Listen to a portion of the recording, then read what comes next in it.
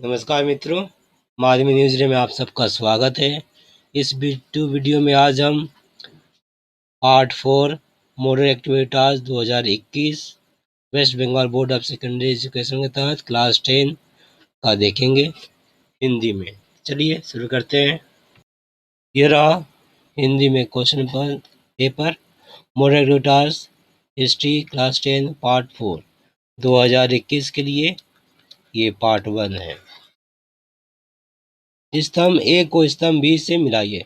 ये बांग्ला में दिया हुआ है, इसका ये हिंदी अनुवाद हमने कर दिया है। तो देखते हैं स्तंभ ए स्तंभ बी। निम्न वर्ग का इतिहास लक्खी भंडार एकेडमिक एसोसिएशन सरला देवी चौधरानी देरोजियो रणजीत को। मैं आपको क्वेश्चन पेपर पहले दिखा दे रहा हूँ। ये 2 नंबर सत्य सत्य। तीसरा हुआ 2 या 3 वाक्य में उत्तर दीजिए। 3 प्रश्न है और एक आखिरी है 7 या 8 वाक्यों में उत्तर दीजिए। प्राच्य और पाश्चात्य शिक्षा के बीच संघर्ष पर संक्षेप में चर्चा करें। अब चलिए एक एक करके उत्तर देखते हैं। पहला इसका स्तंभ ए स्तंभ बी से मिलाइए। इसका उत्तर है यहाँ आप देख रहे हैं। आप स्तंभ ए स्तंभ बी मिला दिया गया है, उसके सामने सामने लिख दिया गया है और इसी तरह आपको बोर्ड में भी लिखना है। क निम्न वर्ग का इतिहास रणजीत गुह लक्खी भंडार सरला देवी चौधरानी एकेडमिक एसोसिएशन देरोजियो। हो गया। सत्य असत्य में तो यहाँ प्रश्न देख रहा हूँ। पहला दिया हुआ है बंकिम चंद्र चटर्जी संवाद प्रभाकर पत्रिका के संपादक थे। तो संवाद प्रभाकर पत्रिका संपादक ईश्वर चंद्र गुह थे। तो यहाँ पर आपका ये असत्य हो जाएगा। दूसरा देखते हैं श्री रामकृष्ण ने सर्वधर्म समन्वय के आदर्श का प्रचार किया। एकदम सही है। सुई मुंडा कोल विद्रोह के प्रमुख नेता थे। एकदम सही। तो बस 2 सत्य और तीसरा असत्य।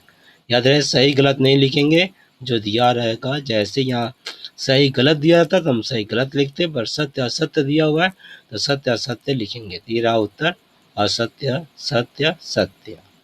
अब तीसरा प्रश्न 3 नंबर में जो प्रश्न है इंटरनेट उपयोग के 2 लाभ लिखिए। 2 या 3 वाक्य में देना है। 2 लाभ आप कुछ भी लिख सकते हैं, हमने आपके सुविधा के हिसाब से लिखा है। पहला, घर बैठे ऑनलाइन पढ़ाई किया जा सकता है। दूसरा, ऑनलाइन नौकरी की जानकारी व आवेदन किया जा सकता है। ये इंटरनेट उपयोग के 2 लाभ हैं। इसके बाद जो प्रश्न था वह डेविड हेयर क्यों स्मरणीय है। ठीक है, देखते हैं। डेविड हेयर जानते हैं स्कॉटिश घड़ी निर्माता थे और व्यापारी थे, और शिक्षा के लिए इन्हें जाना जाता है। उत्तर है 2 या 3 वाक्य में लिखना है। भारत में पाश्चात्य शिक्षा के विस्तार में डेविड हेयर सदा स्मरणीय रहेंगे। पहला वाक्य हो गया। दूसरा, उन्होंने कोलकाता में हिंदू स्कूल और हेयर स्कूल की स्थापना की। 2 वाक्य। तीसरा है, उन्होंने प्रेसिडेंसी कॉलेज की स्थापना में सहयोग किया। ये रहा आपका उत्तर। प्रेसिडेंसी कॉलेज अभी प्रेसिडेंसी यूनिवर्सिटी भी हो गया है। तो ये आपका उत्तर पूरा हो गया। अब आते हैं हम अगला प्रश्न। प्रश्न है आपका बारासात विद्रोह क्या है। उत्तर देखते हैं 2-3 वाक्यों में। बारासात विद्रोह बंगाल में बहावी आंदोलन के नेता तीतुमीर द्वारा बारासात के नारकेलवेलिया ग्राम में एक बांस का किला बनाकर अंग्रेजों के खिलाफ किया गया विद्रोह बारासात विद्रोह कहलाता है। तो तीतुमीर द्वारा किया गया विद्रोह बारासात विद्रोह कहलाता है। यहाँ पर नारकेल बेलिया आप देख लीजिएगा किताब में, मैंने यहाँ पर नारकेल बेलिया कहा है। तो यहाँ पर देख लीजिए आपका क्या है, जो होगा सो लिख दीजिएगा, नहीं तो ये लिख दीजिएगा। अगला है 1830 ईस्वी में शुरू हुआ यह विद्रोह 19 नवंबर 1831 ईस्वी में तीतुमीर की मृत्यु से समाप्त हो गया। ये रहा आपका 2 ही वाक्य, इसमें 2 वाक्य में उत्तर पूरा हो गया है। तो बारासात विद्रोह क्या है हमने समझ लिया है। अब ये आते हैं निम्नलिखित ये नहीं है निम्नलिखित का उत्तर 7 या 8 वाक्यों में दीजिए। प्रश्न है प्राच्य और पाश्चात्य शिक्षा के बीच संघर्ष पर संक्षेप में चर्चा करें। 7-8 वाक्य में उत्तर देखेंगे। वैसे माध्यमिक में 4 मार्क्स का रहता है। चलिए उत्तर, प्राच्य और पाश्चात्य शिक्षा के बीच संघर्ष। देखिए ब्रिटिश सदन में, मतलब कि इंग्लैंड में पार्लियामेंट में, ब्रिटिश पार्लियामेंट, तो ब्रिटिश सदन में 1813 ईस्वी में चार्टर एक्ट द्वारा यह पारित हुआ कि भारत में, पारित हुआ अर्थात पास हुआ, भारत में हर वर्ष शिक्षा के विस्तार के लिए ईस्ट इंडिया कंपनी 1 लाख रुपये खर्च करेगी।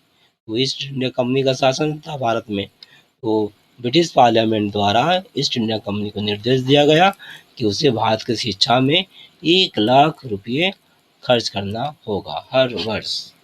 ठीक है, तो यहाँ पर ये आपका शॉर्ट क्वेश्चन ग्रुप में भी बहुत इंपॉर्टेंट है। भारत सदन में 1813 ईस्वी में चार्टर एक्ट पास हुआ था। ठीक है, इसमें 1 लाख रुपया हर वर्ष देने के लिए कंपनी को कहा गया।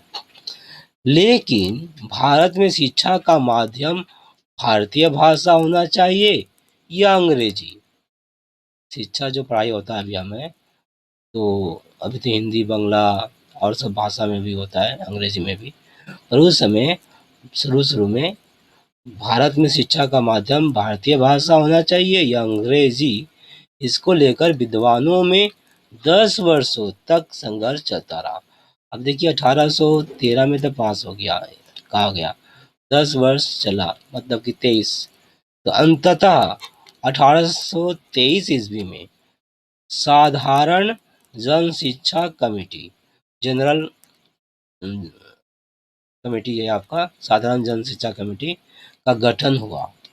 इस कमेटी को यह जिम्मेदारी मिला कि वह भारतीय भाषा के समर्थक अर्थात प्राच्यवादी और अंग्रेजी भाषा के समर्थक अर्थात पाश्चात्यवादी के बीच, ठीक है, और अंग्रेजी भाषा के समर्थक अर्थात यहाँ पर आप लिख लीजिएगा, अच्छा रहेगा, जिससे अर्थात यहाँ लिखा हुआ है।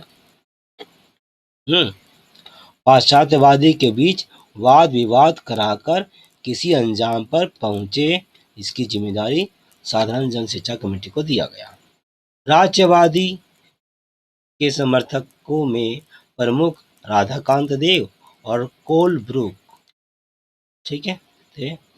और वैसे विलियम इनिट भी थे बहुत सारे, तो मैं कोलब्रुक नाम लिखा हुआ, कोई बात नहीं, अभी दोनों को याद रखें शॉर्ट क्वेश्चन में। एवं पाश्चात्यवादी के समर्थकों में राजा राम मोहन राय और अलेक्जेंडर आदि के बीच वाद विवाद हुआ।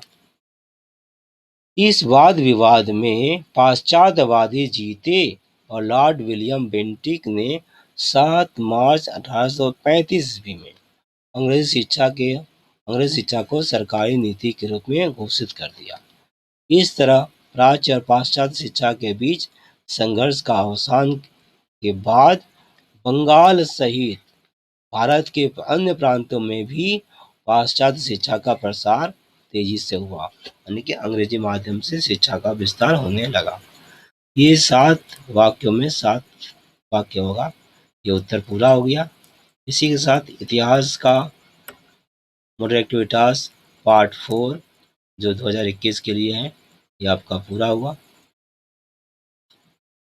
देख रहे हैं, ये प्रश्न पत्र है, मोटर एक्टिविटी पार्ट 4 है, 2021 के लिए पार्ट 1। अब मुझे याद दीजिए। बहुत बहुत धन्यवाद।